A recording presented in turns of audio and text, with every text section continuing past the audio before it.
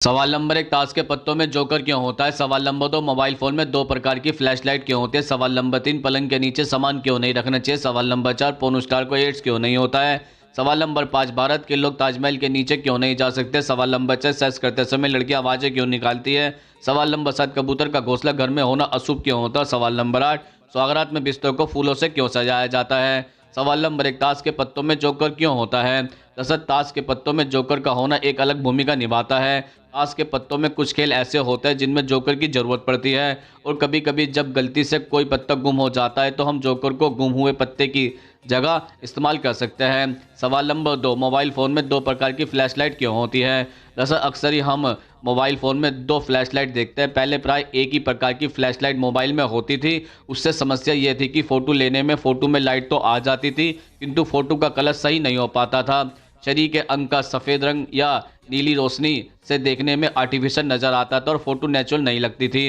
दरअसल इस समस्या के समाधान के लिए सफ़ेद फ्लैशलाइट के साथ एक पीली लाइट भी दी जाने लगी जिससे स्किन का कलर मैच हो सके। जब कोई फोटो ले तो शरीर का रंग बदला हुआ नहीं दिखाई दे। इस कारणवश अब ज़्यादातर स्मार्टफोन में हमें ड्यूअल टोन एलईडी फ्लैशलाइट देखने को मिलती है जिससे फ्लैश का उपयोग कर ली गई फोटो भी अच्छी आती है। सवाल नंबर 3, पलंग के नीचे सामान क्यों नहीं रखना चाहिए। दरअसल अक्सर लोग अपने पलंग के नीचे सामान रखते हैं। कई लोगों के पलंग में सामान रखने की जगह भी बनी होती है। आजकल ऐसे पलंगों को लेना लोग ज़्यादा पसंद करते हैं जिसमें सामान रखा जा सके। अगर आप भी अपने पलंग के नीचे सामान रखते हैं तो ऐसा करना आपकी सेहत के लिए नुकसानदायक हो सकता है। जी हाँ, दरअसल फेंग शुई की माने तो पलंग के नीचे सामान रखने से मन और मस्तिष्क पर प्रभाव पड़ता है। दरअसल पलंग के नीचे सामान रखने को लेकर फेंग शुई की राय है कि सोते समय हमारे पलंग के नीचे जिस प्रकार की वस्तु होती है उसका हमारे मन और मस्तिष्क पर प्रभाव पड़ता है। अगर पलंग के नीचे गंदगी है, ढेर सारा सामान है तो हमारा दिमाग भी परेशान रहने लगेगा क्योंकि नींद एक ऐसे वातावरण में आनी चाहिए जब व्यक्ति का मन और मस्तिष्क शांत रहे। इसलिए फेंग शुई यह सलाह देता है कि ना हम पलंग के नीचे कोई वस्तु रखें और ना ही स्थान को ब्लॉक करें। यह जगह खुली हुई और साफ होनी चाहिए। सवाल नंबर 4, पोर्न स्टार को एड्स क्यों नहीं होता है। दरअसल आज के समय में कई लोग ऐसे हैं जिसके दिमाग में यह बात आती है कि पोर्न स्टार एचआईवी से खुद को कैसे सुरक्षित रखते हैं। एचआईवी एक ऐसी बीमारी है जिसका आज तक कोई उपचार नहीं निकल पाया है। यही कारण है कि आम जनता के मुकाबले पोर्न स्टार एचआईवी को लेकर ज़्यादा जागरूक और सख्त रहते हैं। वह खुद को एचआईवी से बचाने के लिए कई तरीके भी अपनाते हैं क्योंकि उनमें यह बीमारी होने की संभावना अधिक होती है। आमतौर पर एचआईवी से अधिक व्यक्ति के साथ यौन संबंध बनाने से होता है और पोर्न स्टार चाहकर भी इस चीज़ से खुद को नहीं बचा सकते। ऐसे में खुद ही इसका बचाव करना पड़ता है। साल 1980 के दौरान पोर्न की दुनिया के कई स्टार एचआईवी एड्स के कारण मरे थे। इस घटना के बाद पोर्न इंडस्ट्री के लोगों के लिए एक नया नियम बनाया गया था और बहुत से गाइडलाइन भी जारी किए गए थे। इन गाइडलाइंस को बनाने के बाद पोर्न स्टार इस जानलेवा बीमारी से बच सकते हैं। इस गाइडलाइन में था कि हर एक पोर्न स्टार की जांच महीने में 2 बार की जाएगी। इसके अलावा हर एक नए या पुराने पोर्न स्टार की एचआईवी की जांच कराई जाती है। यदि जांच के बाद किसी भी एक्ट्रेस में कुछ डाउट होता है तो उसे शूटिंग की इजाज़त नहीं दी जाती है। उनका अच्छी तरह से मेडिकल ट्रीटमेंट कराया जाता है।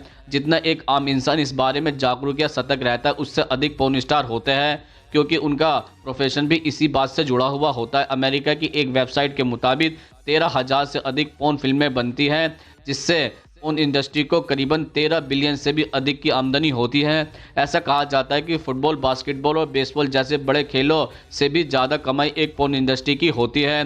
पोर्न फिल्में कई देशों में बैन है। यदि किसी भी इंसान को पोर्न देखते हुए देखा जाए तो उसे सजा भी दी जा सकती है। सवाल नंबर 5, भारत के लोग ताजमहल के नीचे क्यों नहीं जा सकते। दरअसल शोधकर्ताओं ने इस पर कई शोध किए हैं और उनका मानना है कि ताजमहल के नीचे 1000 से भी ज़्यादा कमरे हैं। उनका मानना है कि ताजमहल जितना ऊंचा है यह धरती के अंदर भी उतनी ही गहराई तक बनाया गया है।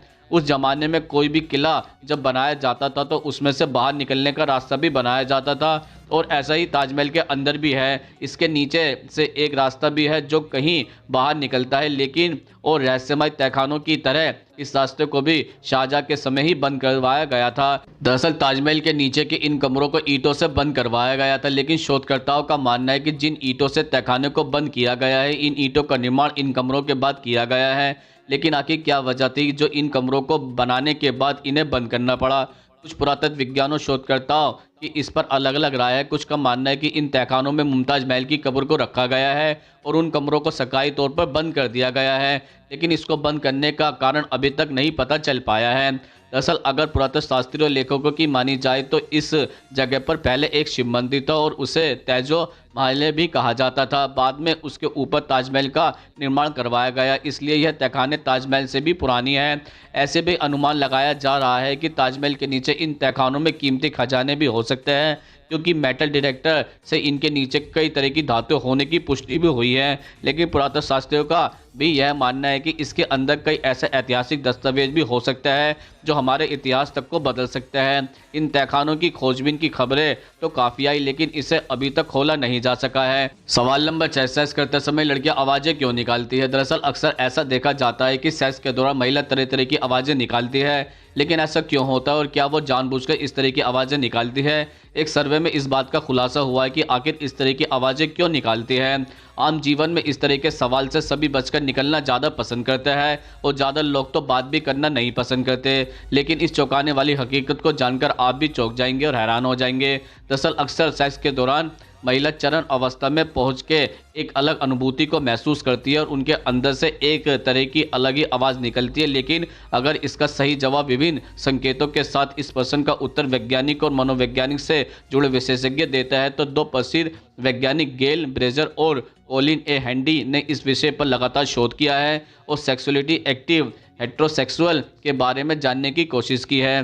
दरअसल इस शोध में जब अलग अलग लोगों से इस पर बात की गई और अधिकांश महिलाओं से पूछा गया कि वो इस तरह की आवाज़ें क्यों निकालती है, तो 66% महिलाओं ने माना कि इस तरह की आवाज़ तब निकलती है जब उन्हें अपने पार्टनर के ऑर्गेज्म को और अधिक बढ़ाने के लिए इस तरह की आवाज़ें निकालती है, जिसके कारण उसे उत्साह महसूस होता है और बेहतर संबंध बनता है। लेकिन जब दूसरी जगह पर महिलाओं से इसमें राय मांगी गई तो उनका कहना था कि सेक्स के दौरान चिल्लाने और आवाज़ निकालने के पीछे रफ्तार को बढ़ाने और अपनी थकान और दर्द मिटाने के लिए इस तरह की आवाज़ें निकालती है। सवाल नंबर 7, कबूतर का घोंसला घर में होना अशुभ क्यों माना जाता है? दरअसल कबूतर एक ऐसा पक्षी है जिसे न केवल फिल्मों में बल्कि वास्तविक जीवन में भी उसके स्वभाव के कारण प्यार किया जाता है।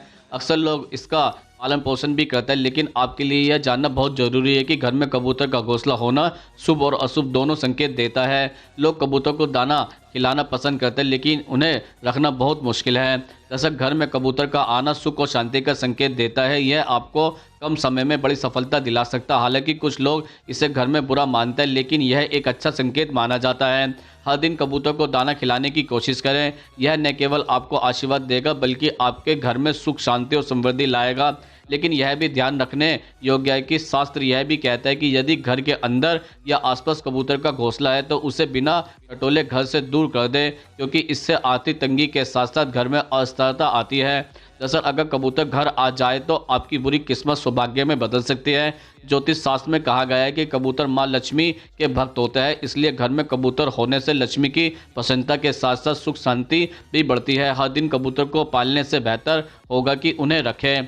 सवाल नंबर 8, स्वागरात में बिस्तर को फूलों से क्यों सजाया जाता है? दरअसल स्वागरात के लिए बिस्तर को खुशबूदार फूलों से सजाने की परंपरा सदियों से चली आ रही है। बहुत लोगों के मन में यह जिज्ञासा तो अवश्य होगी कि आखिर स्वागरात में बिस्तर को रजनीगंधा और गुलाब के फूलों से ही क्यों सजाया जाता है। दरअसल रजनीगंधा और गुलाब के फूल अपनी मनमोहक खुशबू के लिए पूरी दुनिया के कोने कोने में मशहूर है। इत्र से लेकर गजरे तक, यहाँ तक कि दूल्हे का सेहरा बनाने के लिए भी गुलाब और रजनीगंधा के फूलों का इस्तेमाल किया जाता है। स्वागरात पर एक नया प्रेमी युगल जीवन भर के संबंध में बनने वाला है, इसलिए प्यार के प्रतीक गुलाब को तो मौजूद होना ही है। भारत में रजनीगंधा को सदियों से एक कामोदीपक के रूप में जाना जाता है। स्वागरात के बिस्तर पर इसका प्रयोग कामेच्छा बढ़ाने के मकसद से किया जाता है। इन दोनों फूलों की भीनी भीनी खुशबू न सिर्फ चीज़ों को महकाती है बल्कि आपको एक ताजेपन का भी एहसास कराती है। स्वागरात में बिस्तरों को खुशबूदार फूलों से सजाने का एक सांकेतिक अर्थ भी है कि लोग आपके वैवाहिक जीवन की मंगल कामना करते हैं, ताकि आपका वैवाहिक जीवन आगे चलकर सदा ऐसे भी खुशियों भरा और खिला हुआ रहे, जिसमें प्यार की खुशबू हमेशा महकती रहे। तो दोस्तों, आज हमने आपके द्वारा पूछे जाने वाले प्रश्नों का उत्तर देने की पूरी कोशिश की है। अगर आप भी हमसे कोई प्रश्न पूछना चाहता है तो कमेंट्स बॉक्स में लिखकर पूछ सकते हैं, हम उसका उत्तर देने की पूरी कोशिश करेंगे। अगर ये वीडियो आपको पसंद आई हो तो उसको लाइक करें, कमेंट्स करें, ज़्यादा से ज़्यादा शेयर करें और हमारे चैनल को सब्सक्राइब जरूर करें। नमस्कार दोस्तों।